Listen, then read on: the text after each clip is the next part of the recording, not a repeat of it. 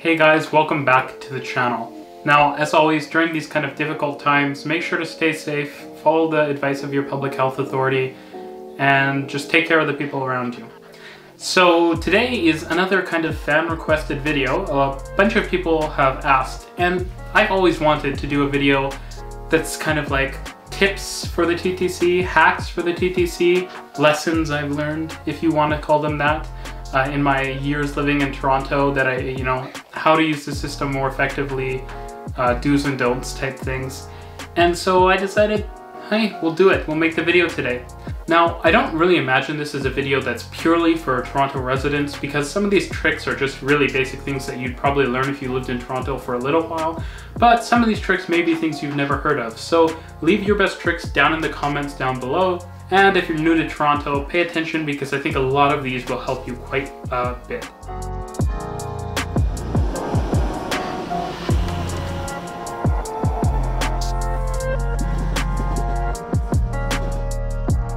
If you're not already, consider supporting us on Patreon and following us on Instagram and Twitter. Now, without further ado, the first tip. So the first tip is know your door. What do I mean by this?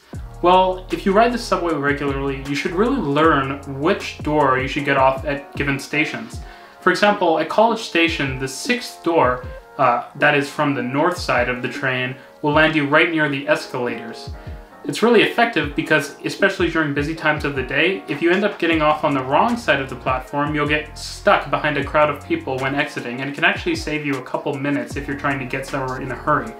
You also have stations like Bloor-Yonge and Spadina, where getting off at one end of the platform, particularly the east end when you're riding line 2, means a more easy transfer. When you're at Spadina, you can easily transfer to the Spadina streetcar if you're at the eastern end of the platform.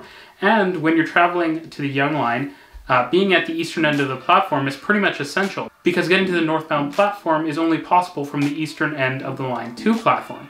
Now, if you have to walk along the platform, that's really uncomfortable and not really ideal, because Bloor-Yonge tends to be crowded pretty much all the time, and it's a very narrow platform, especially on the Bloor line. So the first piece of advice for you is learn the door location so you can get out of stations quickly and so you can get to the correct location. It's even better if you have some extra time and, say, the stop before your stop, you kind of get up from your seat and just walk to the right door so that you can quickly get out of the station when you arrive. The next tip is use the path. So people tend to seem to forget that Toronto has an incredible system of tunnels which connect much of the downtown core. What this means is that, say you're a little early for a meeting and it's on the western end of the Yonge Line loop, then maybe consider getting off at Dundas or Queen or King and then just walking through the path. Once you've used the path a bit, it's actually not very confusing in my personal opinion. You can learn the main kind of routes, and it's just a nice way to kind of see what's happening, do some people watching on your way to work. The path is also really important because, say, on a really cold day, you want to get a certain type of food or you want to go to a certain store. Well, knowing where that store might be, if it's connected to the path, or in one of the many shopping centers, etc., connected directly to the TTC, means you don't have to go out in the cold or in the rain on days when the weather really sucks. And so learning the path, as well as learning what things and amenities are connected to different stations on the system, is a great way to be able to get where you're going and get there dry. My next tip is learn the streetcar routes and where they connect with the subway. It's amazing to me that when I was often riding line 2 and say there was a delay somewhere between Bloor-Yonge and Broadview or Bloor-Yonge and Main Street, very few people seem to think to get off the train at either Broadview or Main Street and hop on a streetcar. Now, to be clear, the streetcar service, particularly from Main Street, is going to take quite a bit longer than the subway would take you to get to destinations downtown. But again, Toronto has an incredible network of streetcars that connect from the Bloor-Danforth line in particular down through the downtown core. And so if you're expecting a decently long subway delay, it's much faster just hop on one of those east-west streetcars and get downtown easily. Now, the segue to my next piece of advice is really easy. Know the GO station interconnections. Now, these are definitely less well known, and I think they're really good to know because often if the TTC is suffering any major delays, there's a GO transfer policy. This exists with GO as well. So essentially what happens is if one of the systems is suffering serious delays, typically, and you can just check the Twitter pages of either of the services, GO Transit will basically honor TTC tickets and TTC Presto card taps, and vice versa, which means that say you're traveling south from Vaughan Metropolitan Centre and there's some delays on the Spadina line.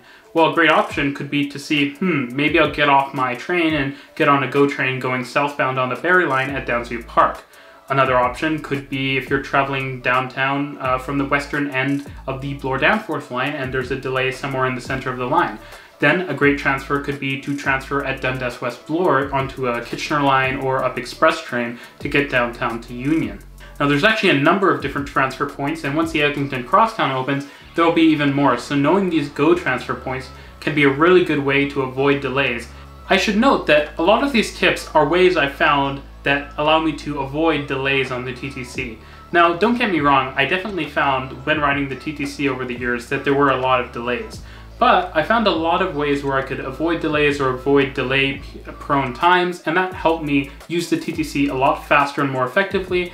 And the reality is that the TTC is probably going to still have a lot of delays in the coming years until things can get fixed up with things such as ATC. And so knowing some of the ways you can avoid delays is a great way to keep going where you want to go.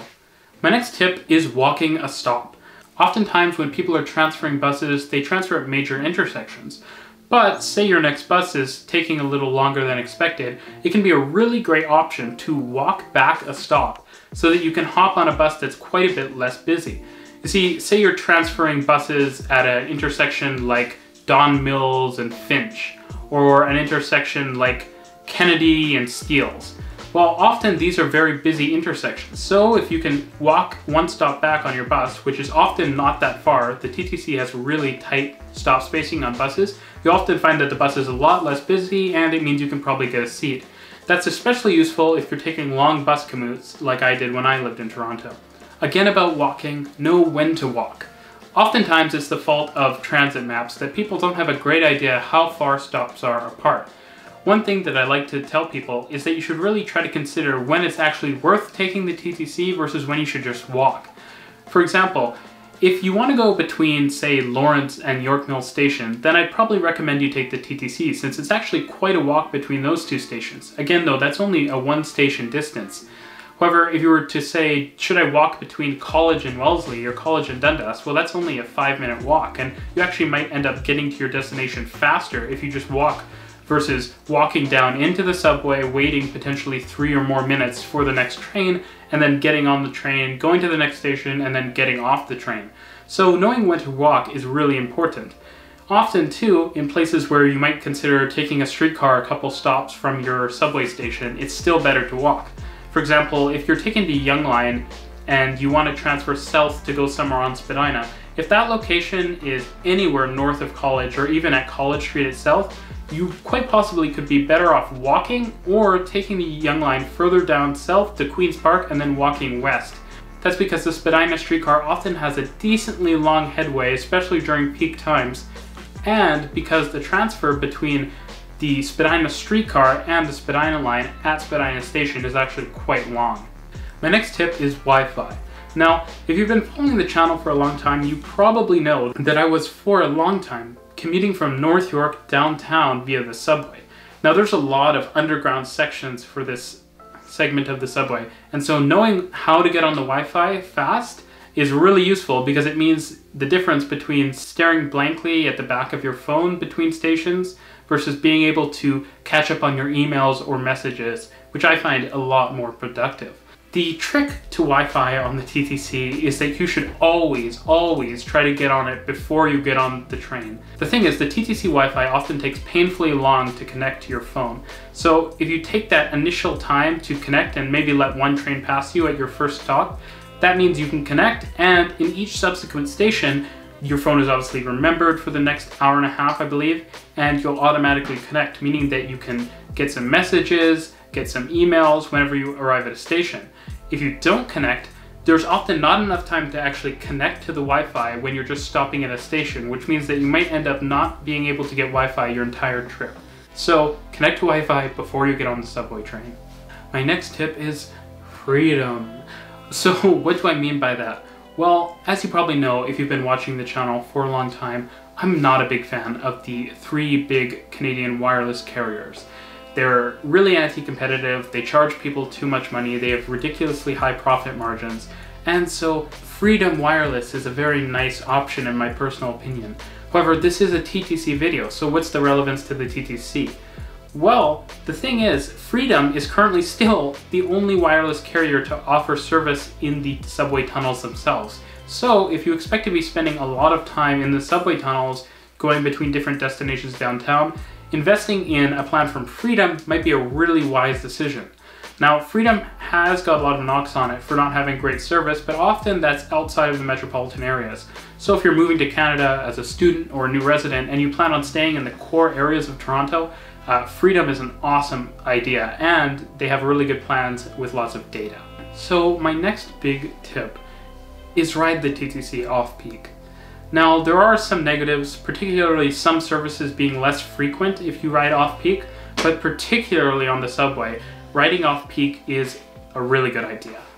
Now, the great thing about the TTC is that often off-peak, the subway still operates really frequently, like every 3 or 4 minutes.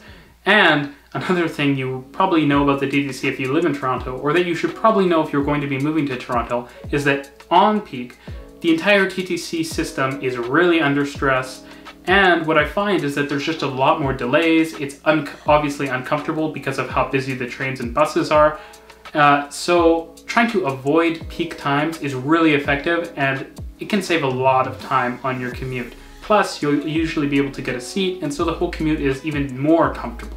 Some good options are considering if you can go in a little later than the peak hours, usually from about 7:30 to 9:15. I find it's really busy on the TTC.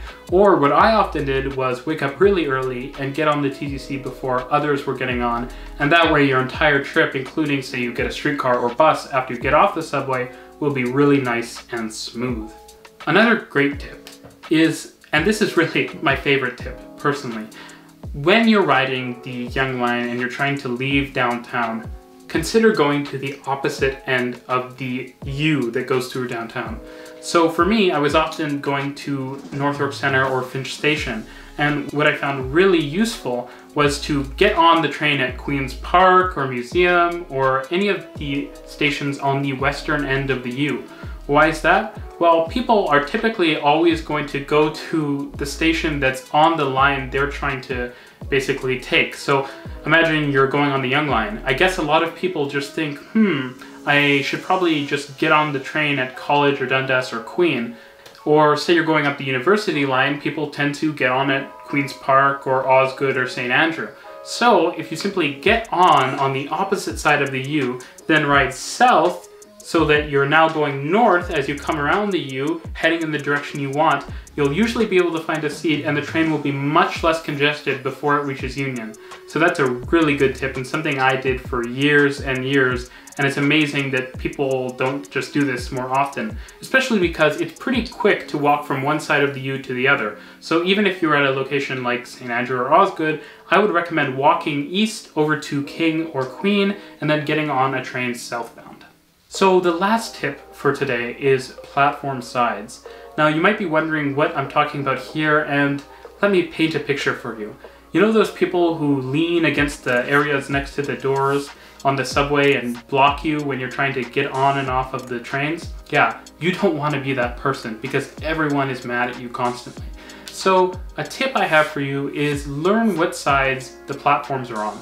Now, in some areas of the system, the platform sides change relatively frequently. However, there are some key sections where the platforms stay on the same side for quite a long time. One good example is, say you're going southbound at St. Andrew and you get on this train. Consider immediately as you enter, leaning on the area next to the door there. When you get to Union, the doors will open on the other side, and they will continue to all the way to Eglinton. That's because between Union and Eglinton, the platforms are all on the sides, which is quite a nice trick. Another thing to know is that once you get to Eglinton, every platform all the way up to North York Centre is going to be an island. So if you simply switch sides when you get to Eglinton, you'll still be next to the door that doesn't open, and you can continue to lean in peace. Okay guys, so thanks for watching this video. It's been a video I wanted to make, as I said, for a long time. So if you enjoyed it, smash the like button down below, and as always, thanks for watching.